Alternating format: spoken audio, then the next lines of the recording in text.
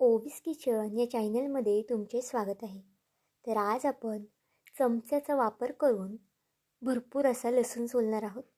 तर बघा, लसूण तुमचा कितीही असो, 1 किलो असो किंवा मग अर्धा किलो असो, एका चमच्याच्या साहाय्याने भरपूर असा लसूण आपण 5 मिनिटात सोलून होणार आहे. अगदी जादुई पद्धत आहे. व्हिडिओ नक्की शेवटपर्यंत पहा. ही पद्धत तुम्ही यापूर्वी कधीच पाहिली नसेल, पण जर एकदा या पद्धतीने तुम्ही लसूण सोलला ना, तर तुम्ही नेहमीच या पद्धतीने महिनाभरासाठी सुद्धा लसूण सोलू शकता. किंवा मग कार्यक्रमासाठी सुद्धा आपल्याला जास्तीचा लसूण सोलायला लागतो, तर तुम्ही अशा पद्धतीने नक्कीच लसूण सोलू शकता. तर चला, थोडाही वेळ न घालवता लगेच व्हिडिओला सुरुवात करूया.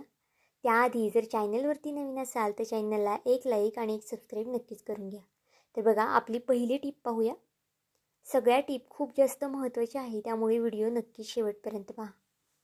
तर बघा, घरामध्ये आपल्याकडे मुगाची डाळ, उडदाची डाळ किंवा मग साठवणीची दुसरी कोणती डाळ तर घरात नक्कीच असते. पण खूप जास्त प्रमाणात जर डाळ असली की त्यामध्ये अळी वगैरे होते, किडा वगैरे लागतो किंवा मग डाळ खराबसुद्धा होते.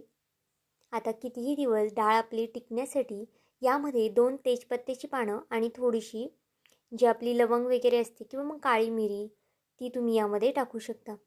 यामुळे डाळ अगदी कितीही दिवस आरामात टिकू शकते. तर चला, पुढच्या टिपकडे वळूया. ही जी पुढची टिप आहे ना, ती खूप जास्त महत्त्वाची आहे. कारण की घरात लहान मुलं असतात किंवा मग मोठीसुद्धा असतात. आणि आता थंडीचं वातावरण आहे किंवा मग पावसाचं सुद्धा वातावरण आहे. त्यामुळे सर्दी तर सगळ्यांनाच होते. त्यासाठी अगदी ही महत्त्वाची टिप आहे.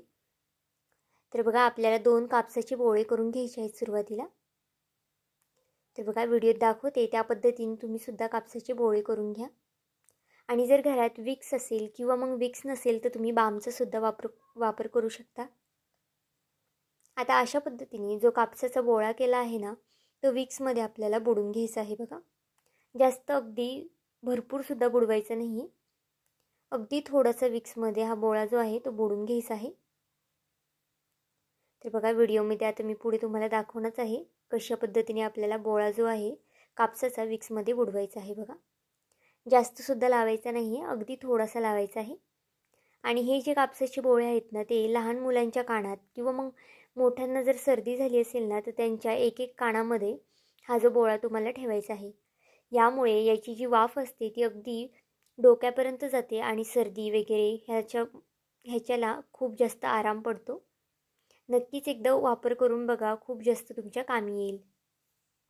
तर बघा, आपली पुढची टिप पाहूया. सगळ्याच टिप खूप जास्त महत्त्वाच्या आहेत आणि तुमच्या रोजच्या कामामध्ये येणारी आहेत. त्यामुळे व्हिडिओ शेवटपर्यंत पहा. आणि व्हिडिओ थोडा जरी आवडला असेल तर व्हिडिओला एक लाईक आणि एक सबस्क्राईब नक्कीच करून घ्या. तर बघा, आपल्या ह्या टिपसाठी इथे मी कप घेतला आहे. जर जुना कप असेल तर तो घ्या किंवा मग वापरातला कप असेल तो घेतला तरी चालेल. उलटा कप करायचा आहे, त्यावरती थोडंसं पाणी घातलेलं आहे आणि अशा पद्धतीने यावरती आपल्याला सुरी चालून घ्यायची आहे. जर घाई गडबडी सुरीला धार नसेल तर तुम्ही तात्पुरती अशा पद्धतीने सुरीला धार नक्कीच लावू शकता. अगदी शार्प धार लागते, तुम्ही एकदा नक्की करून बघा. आणि अगदी सहज असं यामुळे कापलं जातं. तर चला, आपल्या सुरीला छान धार लागली आहे. आता पुढच्या टिपकडे वळूयात. आता आपण नेहमी कढईमध्ये वगैरे पापड तर तळतच असतो, पण जर तो पापड कलथ्याने काढायला गेलो की मग सोऱ्याने वगैरे काढायला गेलो ना, तर तो लवकर निघत नाही आणि पुन्हा पुन्हा म्हणजे सारखा सारखा तो कढईतसुद्धा पडला जातो. आता अगदी परफेक्ट असा पापड कसा तळायचा हे तुम्हाला मी दाखवलं आहे. बघा, व्हिडिओत दाखवते त्या पद्धतीने काट्या चमच्यामध्ये हा पापड गुंतवायचा आहे आणि तेलामध्ये डिप करायचा आहे. अशा पद्धतीने तुम्ही पापड तळला ना की अगदी सहज तुम्हाला पापड काढता येईल आणि अगदी पटापट असे हे पापड तळून होतात. बघा, जास्तीचे पापड असतील तर तुम्ही नक्कीच या पद्धतीने काट्या चमच्याचा वापर करून पापड तळू शकता. ही सुद्धा टिप तुम्हाला आवडली असेल तर तुमच्या मित्रमैत्रिणींसुद्धा शेअर करा व्हिडिओ, त्यांनासुद्धा खूप जास्त कामी येणार आहे. तर बघा, आपली पुढची टिप बघूया. ही टिप तर खूप महिलांना कामी येणार आहे, कारण की घरामध्ये आपल्याकडे अशा पद्धतीचे मसाल्याचे बॉक्स तर असतात, छोटे असतात किंवा मोठे असतात. आपण त्यातला मसाला अर्धा वगैरे वापरतो आणि मग तो अर्धा तसाच ठेवून देतो. यामुळे काय होतं, मसाला सांडलासुद्धा जातो आणि मसाल्याचा जो वास आहे तो सुद्धा निघून जातो. आता मसाल्याचा वास वगैरे जाणार नाही किंवा मग मसाला सांडणार नाही, याची मी तुम्हाला अगदी महत्त्वाची टिप सांगणार आहे. बघा, व्हिडिओत दाखवते त्या पद्धतीने आपल्याला बॉक्स फोल्ड करून घ्यायचा आहे. एकदा का जर तुम्ही अशा पद्धतीने बॉक्स जो आहे तो फोल्ड केला ना, तर तुम्हाला पुढच्या वेळेस अगदी सोपं जाणार आहे. अगदी पटकन बॉक्स जो आहे तो फोल्ड होतो आणि अगदी व्यवस्थित असे जे मसाले आहेत ते आपले फ्रीजमध्ये किंवा मग डब्यामध्ये राहू शकतात. तर बघा व्हिडिओत दाखवते त्या पद्धतीने हा बॉक्स तुम्ही सुद्धा नक्कीच फोल्ड करून घ्या. आता इथे मी दुसरासुद्धा बॉक्स तुम्हाला फोल्ड करून दाखवते. अगदी सहज अगदी 1 मिनिटाच्या आतमध्ये आपला जो बॉक्स आहे तो फोल्ड करून होतो आणि फ्रीजमध्ये जरी ठेवलं ना तरी दिसायलासुद्धा छान दिसणार आहे हे बॉक्स आणि त्यातला मसालासुद्धा सांडणार नाही किंवा मग मसाल्याचा वास वगैरेसुद्धा निघणार नाही. आणि ज्यावेळेस तुम्हाला हे बॉक्स ओपन करायचे त्यावेळेस अगदी सहज असे तुम्ही ओपनसुद्धा करू शकता. नक्कीच एकदा ही सुद्धा टिप्स फॉलो करून बघा, तुम्हाला खूप जास्त आवडणार आहे. आपली पुढची टिप जी लसणाची आहे तीसुद्धा मी पुढे तुम्हाला सांगणार आहे, त्यामुळे व्हिडिओ शेवटपर्यंत पहा. तर बघा नेहमी आपण कपाने दूध वगैरे ओततो किंवा मग दुसऱ्या कपामध्ये ट्रान्सफर काही पण करतो चहा वगैरे, तर अशा पद्धतीने चहा खाली सांडला जातो आणि मग खालीसुद्धा खूप जास्त खराब होतं. तर अजिबातच चहा वगैरे किंवा दूध वगैरे सांडणार नाही जर तुम्ही अशा पद्धतीने चमच्याचा वापर करून दूध, पाणी किंवा मग चहा ओतला तर अजिबातच खाली वगैरे सांडणार नाही. अगदी सहज असं हे ओतलं जाणार आहे. थोडं वगैरे असेल तर अगदी सहज ओतता येतं, पण खूप जास्त भरलेला कप असेल तर तो सांडतोच. मग तुम्ही या पद्धतीने नक्कीच चहा किंवा मग दूध वगैरे ओतू शकता. तर बघा अगदी सहज आपलं हे कामसुद्धा सोपं होणार आहे आणि जास्तीचं कामसुद्धा आपल्याला यामुळे लागणार नाही. तर चला थोडाही वेळ न घालवता आपल्या पुढच्या टिप्सकडे वळूया. आता घरामध्ये आपल्याकडे अशा पद्धतीची टोपी तर सगळ्यांकडेच असते. ही टोपी खूप दिवस झालं की मग अशा पद्धतीने पसरट वगैरे होते आणि मग ती आपल्याला वापरतासुद्धा येत नाही किंवा मग आपण टाकूनसुद्धा येतो. तर बघा अशा पद्धतीने जर तुम्ही ग्लासामध्ये ही टोपी घातली ना, तर टोपीचा पुन्हा जो आकार आहे तो परत येणार आहे आणि आपली जी टोपी आहे ती अगदी व्यवस्थित होणार आहे बघा. ही सुद्धा टिप नक्कीच फॉलो करून बघा, तुम्हाला खूप जास्त कामी येणार आहे. तर चला आपल्या पुढच्या आणि शेवटच्या महत्त्वाच्या टिप्सकडे वळूयात. आता इतका सारा लसूण फक्त आपण 1 चमचाचा वापर करून सोलणार आहोत. ते कसं हे मी पुढे तुम्हाला नक्कीच सांगणार आहे. अगदी जादुई पद्धत आहे. तुम्ही यापूर्वी अशा पद्धतीने लसूण कधीच सोलला नसेल, नखं वगैरेसुद्धा घाण होणार नाही किंवा मग नखांची आग वगैरे होते ते सुद्धा होणार नाही. घाईच्या कामामध्ये आपल्याला लसूण वगैरे सोलायचा कंटाळा येतो, पण जर तुम्ही या पद्धतीने लसूण सोलला ना तर अगदी झटपट असा तुमचा लसूण सोलून होणार आहे आणि खूप दिवसासाठी सुद्धा तुम्ही स्टोअर करून हा लसूण फ्रीजमध्ये ठेवू शकता. तर बघा त्यासाठी आपल्याला अगोदर लसूण कांडीतून अशा पद्धतीने मोकळा करून घ्यायचा आहे. अगदी व्यवस्थित असा मोकळा करायचा आहे. पाकळी जी आहे ती प्रत्येक पाकळी मोकळी करून घ्यायची आहे बघा. आणि मग नंतर पुढे काय करायचे हे सुद्धा मी तुम्हाला सांगते. व्हिडिओ इथपर्यंत पाहिलाच आहे आणि व्हिडिओ थोडा जरी आवडला असेल तर व्हिडिओला एक लाईक आणि एक सबस्क्राईब नक्कीच करून घ्या, कारण की नवीन यूट्यूबरसाठी तुमचे एक लाईक एक सबस्क्राईब हे खूप जास्त मोलाचं असतं.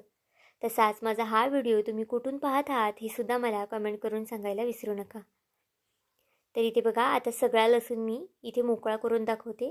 जर पूर्ण लसूण मोकळा करत बसले ना तर व्हिडिओ खूप जास्त मोठा होईल. तर बघा इथे सगळा लसूण मी मोकळा करून घेतलेला आहे. अगदी प्रत्येक पाकळी आपल्याला मोकळी करून घ्यायची आहे. आता जे लसणाचे देठं वगैरे आहेत ती यावरून मी काढून घेते, म्हणजे आपल्याला पुढची प्रोसेस करायला अगदी सोपं जाणार आहे बघा. अशा पद्धतीने देठं वगैरे काढून घ्यायचे आहेत आपल्याला. अगदी सोपी पद्धत आहे. ही पद्धत तुम्हाला नक्कीच आवडणार आहे आणि आवडली ना तर तुमच्या मित्रमैत्रिणींनासुद्धा शेअर करा, कारण की त्यांनासुद्धा अगदी उपयोगी पडणारी ही टिप आहे. तर बघा सगळा लसूण आपण प्लेटमध्ये काढून घेतलेला आहे. आता एक कॉटनचं फडकं घ्यायचं आहे. फडकं शक्यतो खूप जास्त मऊ किंवा मग ते मखमलीचं फडकं असतं ना तसं वापरू नका. आपल्याला अशा पद्धतीचा रुमाल किंवा मग अशा पद्धतीचं कॉटनचं फडकं वापरायचं आहे. आता 1 चमचा घ्यायचा आहे, त्यावरती आपल्याला तेल घालून घ्यायचं आहे. चमच्यात जास्तसुद्धा तेल घालायचं नाही आहे, फक्त 1 चमचाभर आपल्याला इथे तेलाचा वापर करायचा आहे बघा. इतकंच तेल आपल्याला पुरेसं आहे. आता हे जे तेल आहे ना ते लसणावरती आपण घालून घेऊया बघा. जास्तसुद्धा तेलकट वगैरे करू नका. अगदी 1 चमचा तेल पुरेसं आहे.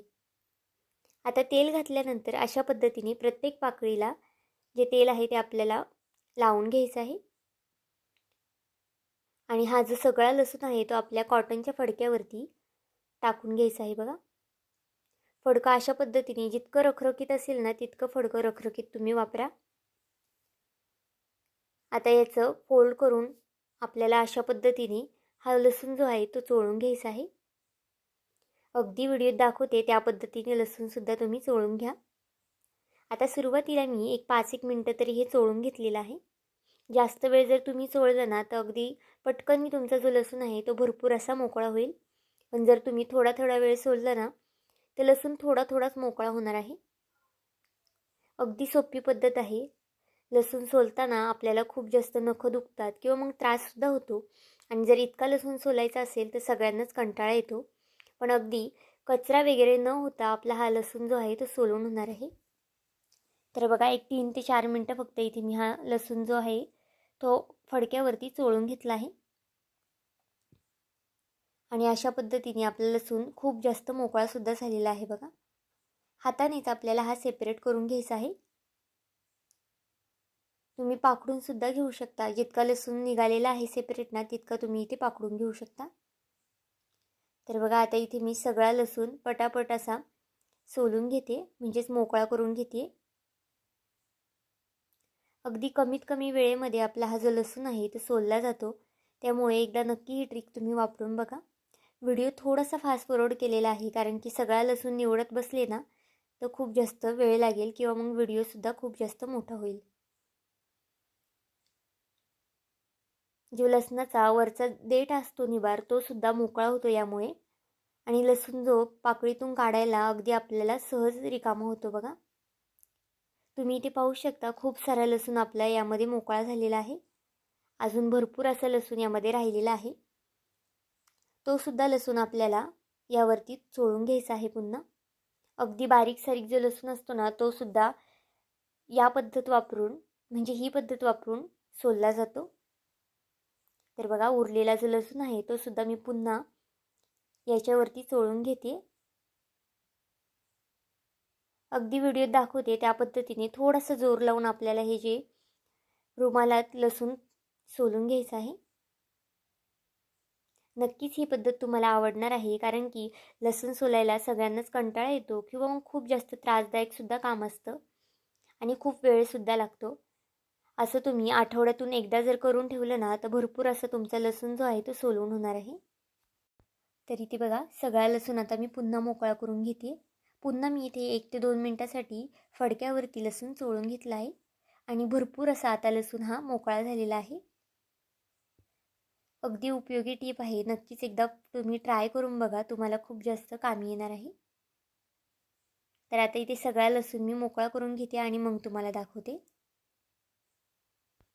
तर इथे पाहू शकता तुम्ही 7 ते 8 मिनटामध्येच आपला भरपूर असा लसूण सोलून झालेला आहे. आणि अशा पद्धतीने लसूण सोलला ना की अजिबातच कचरा वगैरे सुद्धा होत नाही घरात. कारण की लसूण सोलताना खूप जास्त कचरा इकडे तिकडे पांगला जातो आणि खूप जास्त घाणसुद्धा होते. तुम्ही अशा पद्धतीने जर लसूण सोललं ना कमीत कमी वेळेमध्ये लसूण सोलूनसुद्धा होतो आणि कचरासुद्धा इकडे तिकडे जात नाही. तर आजच्या ह्या सगळ्याच टिप तुम्हाला कशा वाटल्या मला हे कमेंट करून नक्की सांगा. आणि चॅनलवरती नवीन असाल तर चॅनलला एक लाईक आणि एक सबस्क्राईब करायला विसरू नका. भेटूया आपण पुन्हा एका अशाच नवीन व्हिडिओमध्ये. तोपर्यंत बाय.